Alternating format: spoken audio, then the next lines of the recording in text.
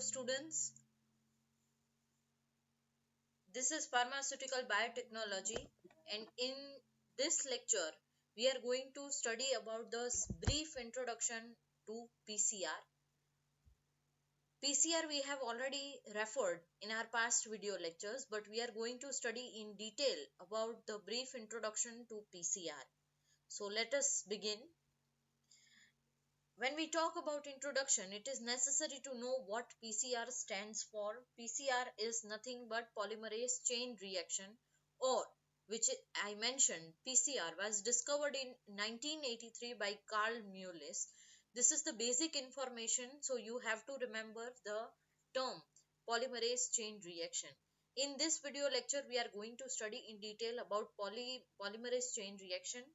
About this PCR, it is a really simple technique, relatively simple technique that will amplify a DNA template to produce specific DNA fragments in vitro. Uh, when I say amplify, it means that you can understand practically that it will magnify the DNA template to produce a specific DNA fragment in vitro. There are traditional methods of cloning that are used. Traditional methods of cloning of DNA sequence into vector and replicating it into living cell often require days or weeks of work, but amplification of DNA sequence by PCR requires only hours. So you now understand why PCR or polymerase chain reaction to produce a DNA is helpful, because if we compare about the old methods of cloning the DNA sequence into a vector and then replicating it or multiplying it into living cell, as I mentioned earlier, it will require days or weeks. But if you go through PCR process, then you can easily amplify the DNA sequence, and it only takes a few hours, and that is why this process is really important. There are many biochemical analyses, including nucleic acid detection with radioisotopes, which require the input of significant amount of biological material. The PCR process requires very little. So, uh, we are comparing here on some of the processes like biochemical analysis, which requires a lot of work, but PCR don't require that much. That is the only reason PCR can achieve more sensitive detection and higher level of amplification of specific sequence in less time than previously used method. These features will make or are already making the technique extremely useful not only in basic research but also in a commercial use, including genetic identity testing, forensic, industrial quality control, and in vitro diagnostics. So now, if we talk about more further about PCR, there are types of PCR that you need to understand. The first one is about basic PCR. In PCR, the first of all, originally it was developed to amplify short segments of a longer DNA molecule, which means longer DNA molecule which are having short segments that will be amplified. A typical amplification reaction will include target DNA, a thermostable DNA polymerase, two oligonucleotide primers, deoxytriphosphate, that is known as DNTPs, reaction buffer, and magnesium. So these are some of the things that will be required or that will be needed during the typical amplification reaction. So remember these things. I repeat: target DNA, a thermostable DNA polymerase, two oligonucleotide primers, and deoxynucleoside triphosphate, that is DNTP. Right. Once assembled, the reaction is placed in thermal cycle. An instrument that subjects, this thermal cycle is nothing but what we call it is a type of an instrument that subjects the reaction to a series of different temperature for set amounts of time, and this series of temperature and time adjustment is referred to as one cycle of amplification. each PCR cycle theoretically doubles the amount of targeted sequence amplicon in the reaction. So one cycle will make the effort, or one cycle will make the DNA molecule to double, or in short, replicating. Generally, PCR is used to amplify stretches of DNA up to 10 kb, that is kilo base pairs. Though some techniques can work with DNA of up to 40 kb. Here kb stands for what? Kilo base pair. Kilo base pair. There are three key steps to PCR, each at different temperature, and these are repeated in the cycle in the PCR machine, and the process of heating and cooling is called thermal cycling. So let's go through the steps. The first step, as you can see on the screen, it is written denaturing, right? In the denaturing step, here denaturing step is 94 to 98 degrees Celsius for 20 to 30 seconds. As you have to remember the temperature in denaturing step, the hydrogen bonds in between the complementary base and DNA double helix will melt and separate into two separate strands. So now just imagine that you, in front of your eyes, that there is a double helix structure of the DNA, right? Now, when going through denaturation will occur at temperature 94 to 98 degrees Celsius for 20 to 30 seconds only, right? So now what will happen to that DNA double helix structure that is right in front of you? It will, the hydrogen bonds that are in the middle of the complementary base and the DNA double helix, that will melt and separate into two separate strands. The strands, the double helix will get separated into two different strands. In many PCR thermocyclers, the solution are held in small plastic tube in the metal blocks and are heated and cooled by reversing the electrical currents through the block, known as Peltier effect. Now, before I go further, you should understand what Peltier effect is. Peltier effect is nothing but the cooling of one junction and heating of other when electric current is maintained in a circuit of material consisting two dissimilar conductors. The effect is even stronger in circuits containing dissimilar semiconductors, and this effect was discovered in 1834 by the French physicist Jean-Charles Athanase Peltier. That's why the effect name is Peltier effect. So what does it say? You have to cool one junction and other junction you have to heat when electric current is maintained in a circuit, and it should have dissimilar conductance, not similar conductors, right? So what about, I repeat, the what about the Peltier effect? In many PCR thermocyclers, the solution will be held in a plastic tube in metal blocks and are heated and cooled by reversing electric current through the block known as Peltier effect. However, this can be slow to change temperature, and heating and cooling may not be uniform through the block. Other systems use different technology. For example, double X or X Express thermocycler uses a low resistance plastic coated metal sample plate as a resistive element within an electrical circuit to provide heating, along with forced air cooling to improve speed, accuracy, and uniformity. So this was all about denaturing step 1. In step 1, you have to separate. This was all about the construction that we have gone through, but in denaturing the main focus will be on the separation of the double stranded DNA. The next step that we are talking about is about annealing step. In annealing, at 54 to 65 degrees Celsius, 20 to 40 seconds.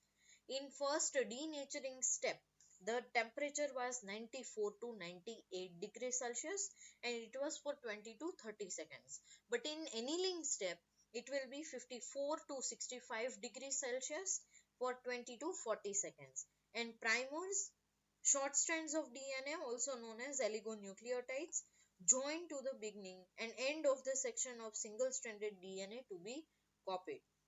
The two primers are complementary to three dash primers ends the end of sense and antisense strands of the DNA. So now here the two primers will automatically get they are already complementary, and at the DNA polymerase enzyme, usually Taq DNA polymerase, or PFU DNA polymerase, that is from Pyrococcus furiosus, joins to the DNA. Both of these are heat stable polymerase enzyme able to cope with the change of temperature and do not need to add any new enzyme at the start of the cycle. So now in the annealing step, basically talking, I would like to express at annealing, in annealing step, you will join the primers.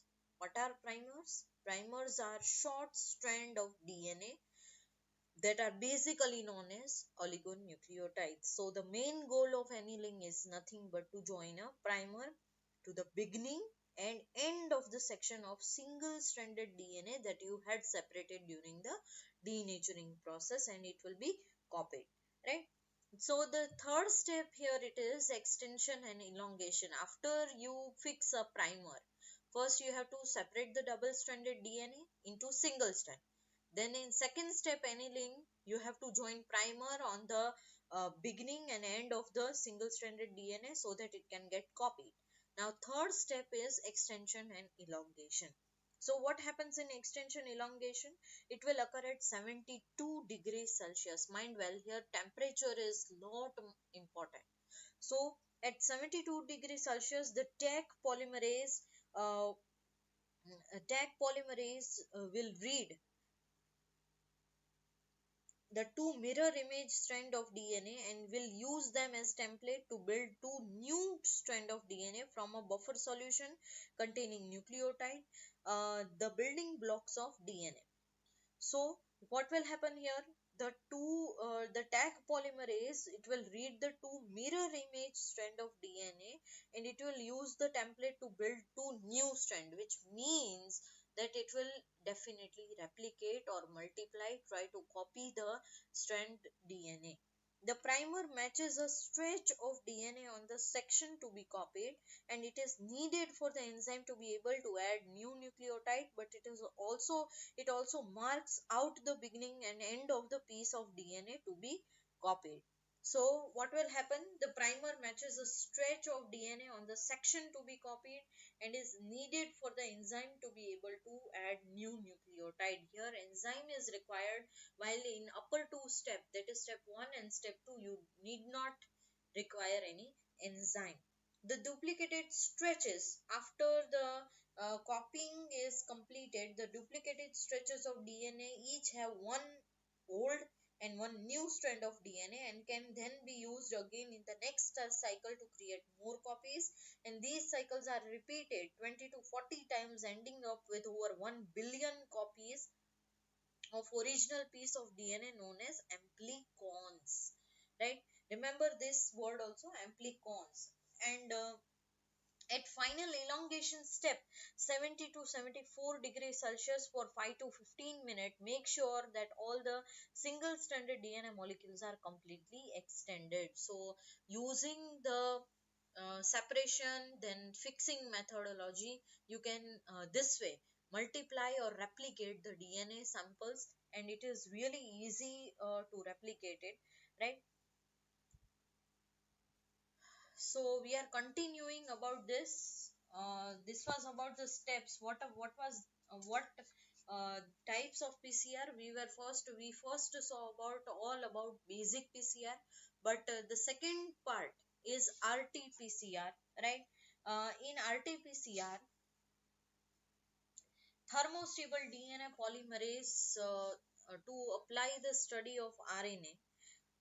Basically, in this, to apply the study of RNA, the RNA sample must first be reverse transcribed to cDNA to provide the necessary DNA template for this thermostable polymerase. So, RT-PCR, basically, the first important thing that you need to understand is that any thermostable DNA polymerase used for basic PCR will require DNA template, and as such the technique is limited to the analysis of DNA samples. Yet, there are numerous examples exist in which amplification of RNA would be preferred, and to this you have to apply in the study of RNA. And RNA sample, it should be first RT, that is reversed transcribed, it is the full form of RT, to cDNA to provide necessary DNA template for thermostable polymers. This process is called RT, reverse transcription, hence it is named as RT-PCR. Avian myeloblastosis virus, that is AMV, or Molony-Murine leukemia virus MLV, reverse transcriptase are generally used to produce a DNA copy of RNA template and using either random primers, an oligo-DT primer, or sequence-specific primer. So, avian myeloblastosis virus or Molony-Murine leukemia virus, reverse transcriptase are generally used. These are just the examples that use primers. Then coming to hot start PCR, hot start is a very common technique to reduce non-specific amplification due to assembly of amplification reaction at room temperature. It is a really common technique. But before I go further to long PCR, I would like to mention about hot start PCR. There is a typical technique at lower temperature. PCR primer can anneal to template sequence that are not perfectly complementary. Since thermostable DNA polymerase have activity at these low temperature, although in most cases the activity is less than 25, the polymerase can extend misannulate primers. This newly synthesized region then act as a template for primer extension and synthesis of undesired amplification product. However, if the reaction is heated to temperature greater than 60 degree before polymerization begins, the stringency of primer annealing is increased and synthesis of undesired PCR product is avoided or reduced. So this was about hot start PCR. Long PCR, if we are taking, amplification of long DNA fragment is desirable in numerous applications such as physical mapping. Amplification of long DNA. What do you mean by amplification of long DNA fragments? If the DNA fragments are long in size, then you need to amplify it. You need to create fragments of it, and it is really desirable.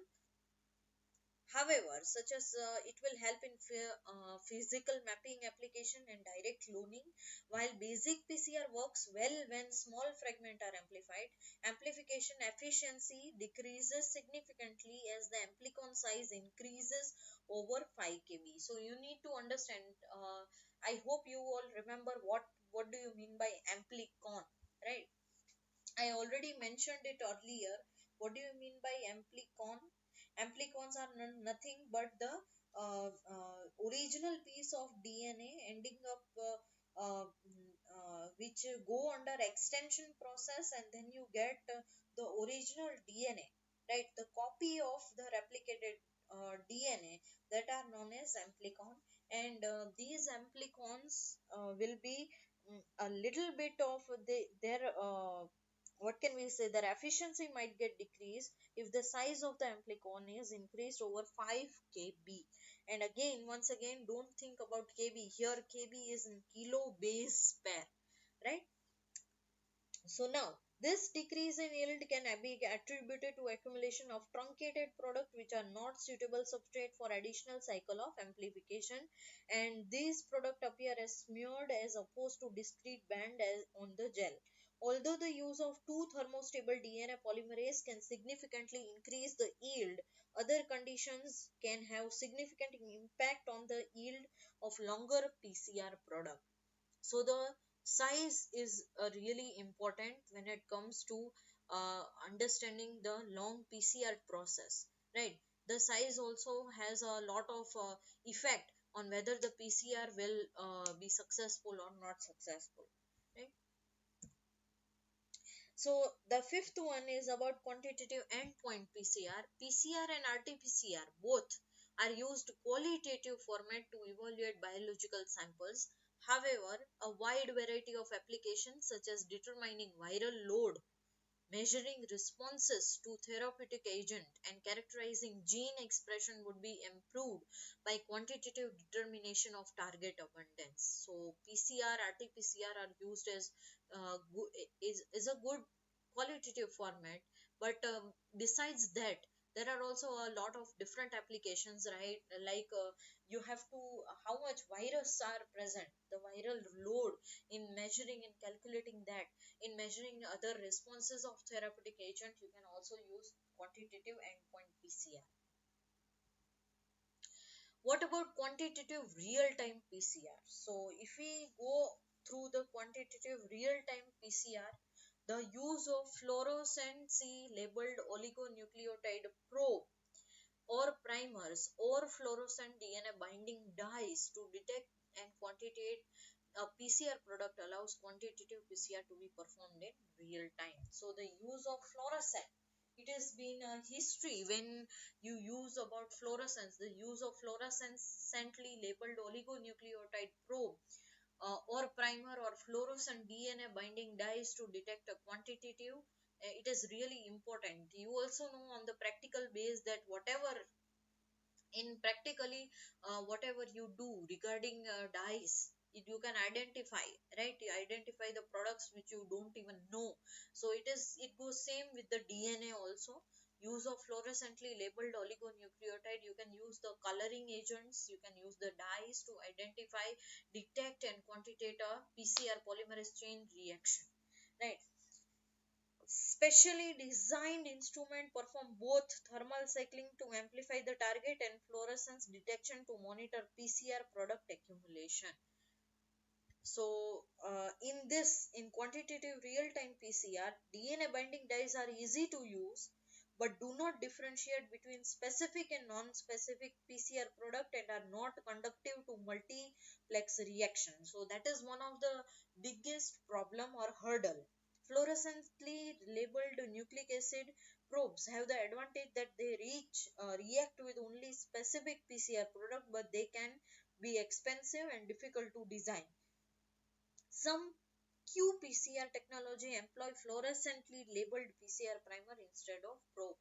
So there is only one disadvantage of this quantitative real time, that it will not be able to differentiate between specific and non-specific PCR product, and that can create a complexity, right?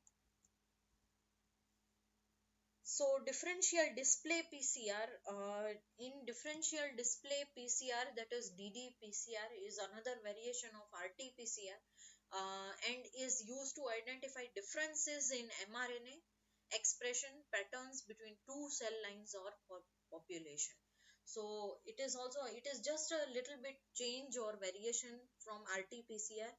You can identify the differences that are available in mRNA expression patterns between two cell lines or populations, right? And last but not the least is about in situ PCR. In situ PCR, it was first discovered in 1990, combines the sensitivity of PCR or RT-PCR amplification with cellular or histological localization associated with in situ hybridization technique. So uh, what does it helps with? Combine sensitivity of PCR or RT-PCR, right? With cellular or histologically, it will go inside cells.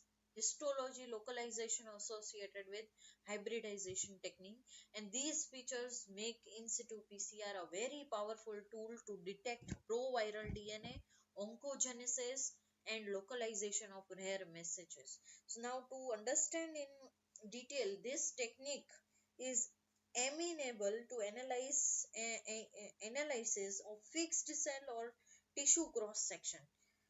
Detection of amplified products can be accomplished indirectly by subsequent hybridization using radio labeled, fluorescently labeled, or biotin labeled nucleic acid probes.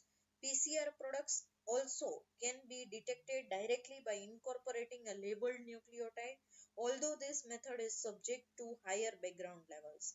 So the technique is amenable to analysis of fixed cell, you can identify any fixed cell in situ PCR, and also some tissue cross section can be identified.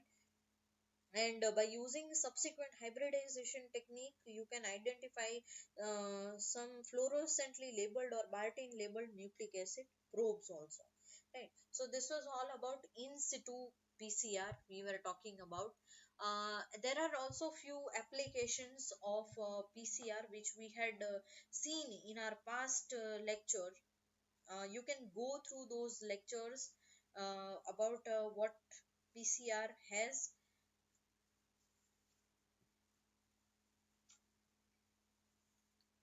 About application of PCR, you can refer to lecture number 9, that is basic principles of genetic engineering part 1.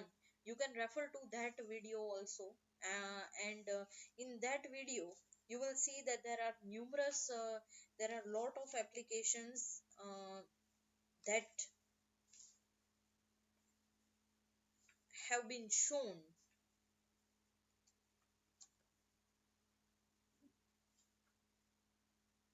Like PCR can be used in infectious disease, and it can be used in genetic testing, it can be used in plant science, it can be used in plant species identification, and PCR can be used in tissue culture also. It can be used in veterinary parasitology, in forensic application like criminal investigation, parental testing, in research applications, in DNA cloning, sequencing, sequence tagged site, phylogeny analysis, right? So these are some of the applications, and you can refer to lecture number 9 on that. In our next lectures, in our next video lecture, we are going to focus and start begin with the types of immunity, which will be a extremely interesting topic to study, and we will see about the how types of immunity works, and also some of the structure of immunoglobulins, which is not a really big topic, and it will be really interesting. So keep studying till then, and if you have any questions, you can ask in the comment section. Till then, uh, keep on studying and keep on referring to my video lectures. Thank you so much.